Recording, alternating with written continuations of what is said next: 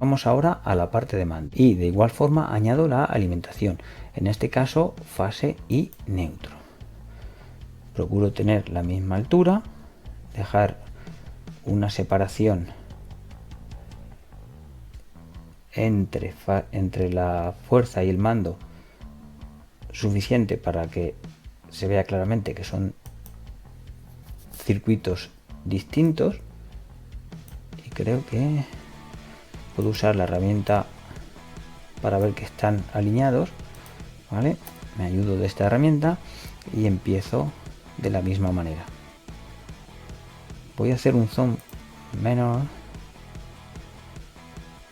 ¿vale? Me ha quedado un poco bajito este, pues lo voy a corregir. Esta protección quiero que sea más alta, que esté un poquito más alta, por ejemplo, ahí, y voy a cablear. Y así voy a ganar espacio a la hora de hacer automatismos más complejos. Bueno, mejor que hacerlo así, vamos a borrarlo y vamos a hacer los cables de una pieza para evitar posibles errores de simulación, que luego son muy molestos, ¿vale? Borramos el tramo entero y lo tiramos de arriba abajo. Y así evitamos conexiones innecesarias. Bien, pues continuamos con la parte de mando. Vamos a poner la protección monofásica a la misma altura, guardar la estética y la coherencia por ahí. Si no estoy seguro, me ayudo de la herramienta rectángulo y veo que sí, que está a la misma altura, ¿vale? Cableo la fase, por ejemplo. De momento voy a darle esta longitud, luego ya veré que puedo darle menos. Y a continuación vamos a hacer el neutro.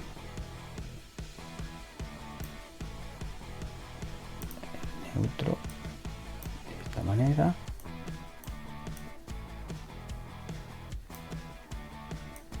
Hasta aquí abajo. Guardando la coherencia. Luego ya cambiaré la longitud si necesito. Bueno, y vamos a proceder. Lo primero, recordar, cambiar el nombre de la protección antiotérmica y M2 y empiezo. En primer lugar tengo, como veis en el automatismo que represento en la figura superior derecha, necesito un pulsador de marcha. Un pulsador de marcha que voy a poner ahí. Voy a tomar como referencia dejar tres puntitos libres entre elemento y elemento. El pulsador de marcha se llama PM1. Este pulsador de marcha va a alimentar directamente a la bobina del contactor 1. Cableamos. Tened en cuenta que esto no consume corriente, digamos, la deja pasar, por lo tanto no hay caída de tensión, y todo este conductor es fase. A partir de la bobina, aquí sí hay caída de tensión y este conductor ya es neutro. ¿De acuerdo? Entonces, ahora nos falta añadir el piloto de señalización. Ahí. A este le voy a llamar H1. Y cableo. Conductor de fase por la parte de arriba. Y como ya provoca una caída de tensión, conductor de neutro por la parte de abajo. Y este sería la parte de mando correspondiente al primer automatismo.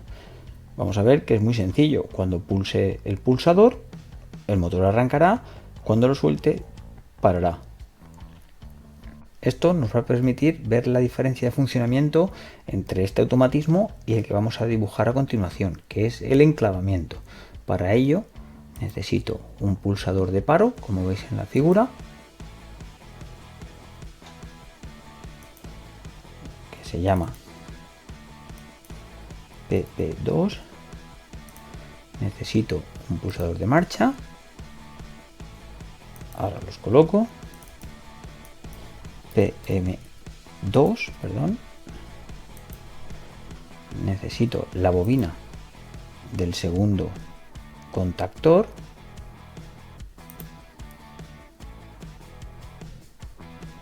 Ahí. Que por lo tanto se llamará KM2. Y un piloto de señalización H2.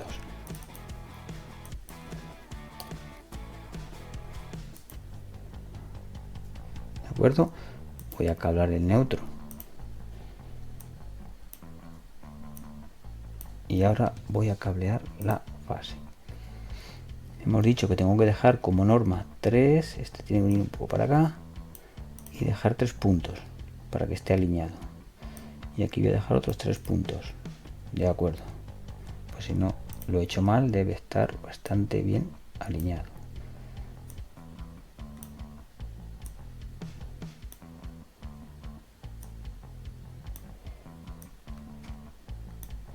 Por último, vamos a hacer la realimentación. La realimentación ya sabéis que consiste en un contacto auxiliar normalmente abierto del mismo contactor, del KM2, vamos a usar el 1314, que es el que incorpora el mismo contactor. Como es el primero, un 1314. Y con este contacto normalmente abierto vamos a realimentar el pulsador de marcha.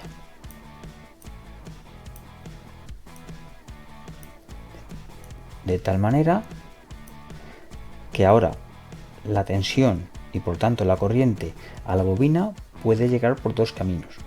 Por este, cuando pulse el pulsador de marcha, y por este, cuando una vez haya pulsado el pulsador de marcha y se haya alimentado la bobina, ella misma cierra este contacto y por lo tanto se realimenta de corriente eléctrica a través de este otro camino.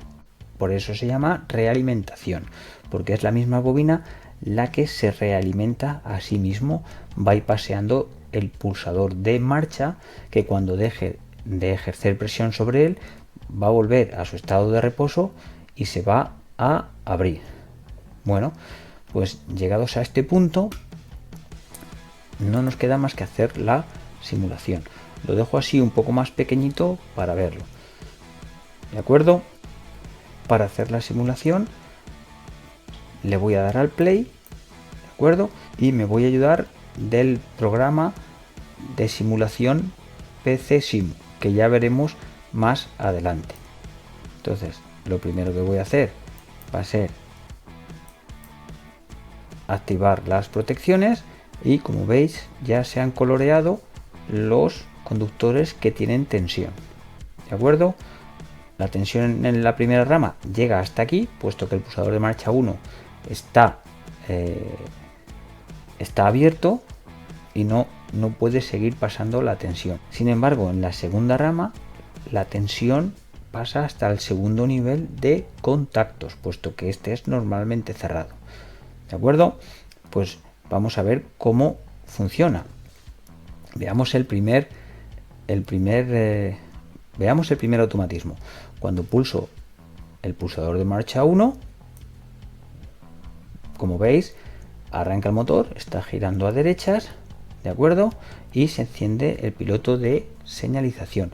Si suelto o dejo de pulsar el pulsador de marcha 1, el motor se para. Lo repito, pulso el pulsador de marcha 1, le llega corriente a la bobina del contactor, este cierra los contactos principales y el motor recibe tensión y por tanto funciona. Y además el piloto de señalización 1 nos muestra su funcionamiento, pero en cuanto suelto el pulsador, el motor para. Sin embargo, si vemos el segundo automatismo, en el segundo automatismo hemos incluido el pulsador de paro y además el circuito de mando es diferente, tiene una realimentación. Veamos cómo funciona ahora el segundo automatismo. Vemos que ahora tenemos, como hemos dicho, un pulsador de paro. Vemos que cuando pulso el pulsador de marcha, el motor empieza a girar y aunque suelte el pulsador, el motor sigue girando. Además, como el motor está funcionando, también tenemos el piloto de señalización encendido. ¿De acuerdo? Esto es porque ahora, gracias a la realimentación, la bobina se está alimentando a sí misma de tensión y está cerrando los contactos principales del contactor 2. Para parar el motor, lo que tengo que hacer es cortar la alimentación a la bobina del contactor. Para ello, pulsando el pulsador 2, abro el circuito, deja de llegarle tensión a la bobina y por lo tanto tanto la bobina como el piloto de señalización se apagan y con ellos el motor eléctrico. Lo hacemos otra vez. Lo pongo en marcha pulsando el pulsador marcha y aunque lo suelte sigue funcionando. Para pararlo acciono el pulsador de paro cortando la corriente a la bobina y por lo tanto abriendo los contactos principales del contactor KM2. Y esta sería la práctica funcionando. Recordar que debemos completar los apartados del cajetín. ¿De acuerdo? Vamos a hacerlo rápidamente. Recordamos que estaba la fecha. Hoy es 31 de marzo de 2020. El nombre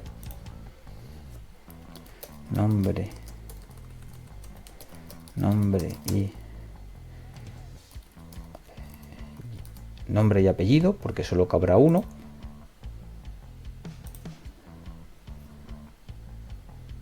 Entidad era el nombre del centro.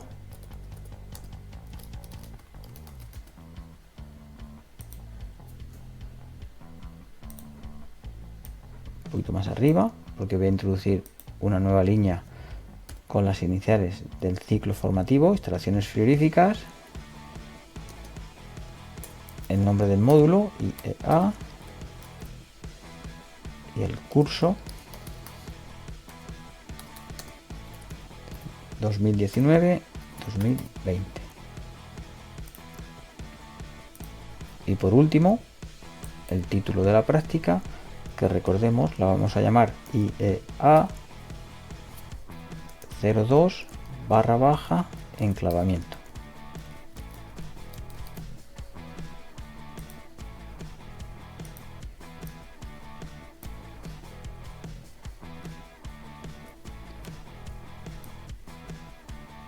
¿De acuerdo? Bueno, espero que os haya servido y nos vemos en el próximo video tutorial.